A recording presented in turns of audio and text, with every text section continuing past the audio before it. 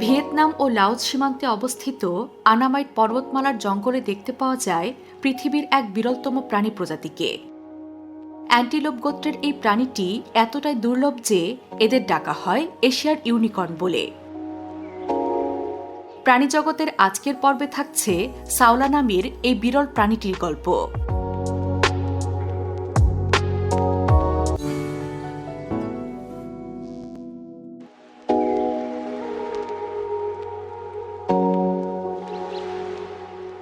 প্রাণীবিজ্ঞানীরা প্রথম এই প্রজাতিটি চিহ্নিত করেন ১৯৯২ সালে। শেষবারের মতো ক্যামেরায় এদের চিত্র ধারণ করা হয়েছিল ২০১৩ সালে। সাওলাদের শুধু ভিয়েতনাম ও লাওস সীমান্তের পর্বতমালাতেই দেখতে পাওয়া যায়। তবে ঠিক কোন জায়গায় এরা বসবাস করে তা এখনও চিহ্নিত করা সম্ভব হয়নি। স্থানীয়দের দাবি অনুসারে চিরহরিৎ বৃক্ষের বনে, যেখানে পানির পর্যাপ্ত উৎস আছে, সেখানেই এদের আনাগোনা থাকতে পারে।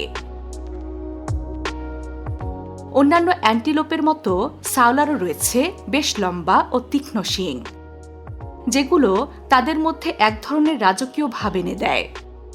৫০ সেন্টিমিটার উচ্চতার এই শিংগুলো বেশ মসৃণ হয়ে থাকে। নারী ও পুরুষ উভয়ের মাথাতেই শিং দেখা যায়। অন্যান্য অ্যান্টিলোপদের থেকে সাওলাকে আলাদা করা যায় মুখের সাদা দাগ দিয়ে। এদের শরীরের রং বাদামি, লাল বা কালচে ধরনের হয়ে থাকে। এদের গলা ও লেজেও সাদা দাগ দেখা যায়। সাওলা খুবই বিরল প্রাণী হওয়ায় এদের সম্পর্কে খুব কমই জানা গেছে। মনে করা হয় সাওলা দিনের বেলা বেশি সক্রিয় থাকে এবং রাতের বেলা শিকারীদের থেকে নিজেদের আড়াল করে রাখে। এরা অত্যন্ত আড়ালে জীবনযাপন করে বলে এদের নির্জন প্রাণী বলে আখ্যা দিয়েছেন প্রাণী বিশেষজ্ঞরা। তবে স্থানীয়দের দাবি এরা একসাথে ৩ থেকে ৭ জনের দল করে ঘুরে বেড়ায়। এরা মূলত তৃণভোজী প্রাণী, যারা বিভিন্ন প্রকার উদ্ভিদ ও ফলমূল খেয়ে জীবন ধারণ করে।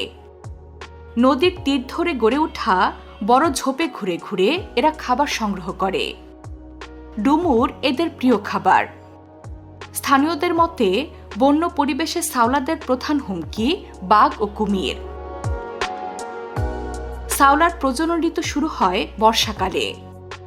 এ সময় তারা নিজেদের অঞ্চলের মাঝে একজন সঙ্গী খুঁজে নেয় এবং যৌন সঙ্গমে মিলিত হয়। ৪ থেকে ৭ মাস গর্ভধারণের পর সাধারণত একটি বাচ্চার জন্ম দেয় নারী সাওলা। স্বাভাবিক অবস্থায় এদের জীবনকাল ৮ থেকে ১১ বছর।